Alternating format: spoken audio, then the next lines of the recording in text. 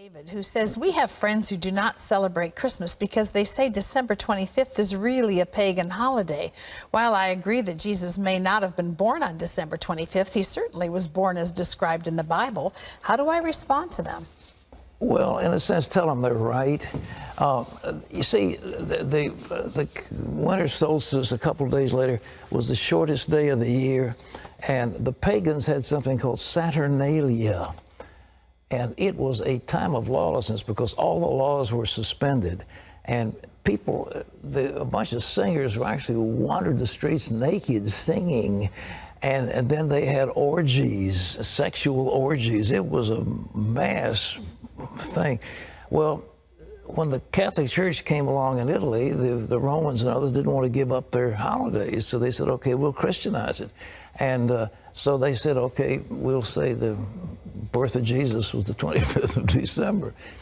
And then there was a monk who began to add it up. You see, if you read in Luke, it says there's a census taken when Quirinius was governor and so forth and so on. And they could take those leaders and figure the exact time dating from the foundation of Rome. And that's when the dates were established. And so they get pretty close to the date. But to say it's the 25th, shepherds were out abiding in the field. It gets a little cold at night. I mean, were they out there in the middle of winter? You know, I don't know. I've been out there on the shepherd's field on Christmas Eve. It's very nice.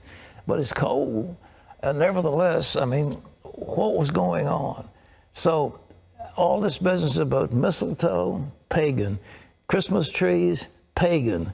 Giving out gifts, pagan. Every bit of it is pagan.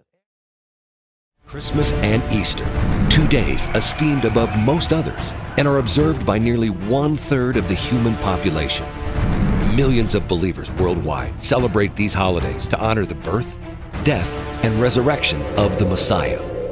These festivals take many cultural forms and shapes around the world. But would you be alarmed to discover that these two seemingly innocent holidays are historically rooted in ancient occult practices which can be traced back to Babylon? Babylonian sun god worship has evolved throughout the centuries and has branched out into several major religions. Many professing believers have also adopted several of these pagan customs unaware.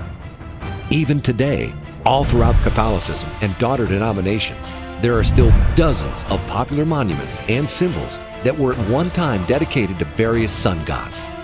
What became this very same organization also instituted Christmas and Easter.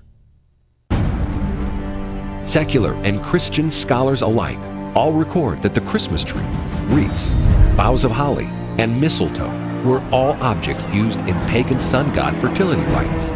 This, of course, begs the question, what are they doing in the homes of believers today? Discover how Mithra and the Norse Odin evolved into the imaginary saint we know today as Nicholas, and how he became the key figure in the celebration of Christmas. In ancient folklore, Saint Nicholas was accompanied by a dark counterpart known as the Krampus and had a striking resemblance to other false deities. The Easter Bunny and the dyeing of Easter eggs are also symbols of fertility connected to Ishtar, biblically referenced as the Queen of Heaven. Long before the birth of our Messiah, December 25th was a day used to celebrate the rebirth of the sun god. All of this and more has all been justified by man for hundreds of years. But when was the last time we considered what our Creator had to say regarding all of this? Do we care? Should we care? We reveal an opportunity and faith-centered challenge to worship and practice the faith as He stated He desires for all His people, not according to us, not according to men, but instead according to His way, according to His word.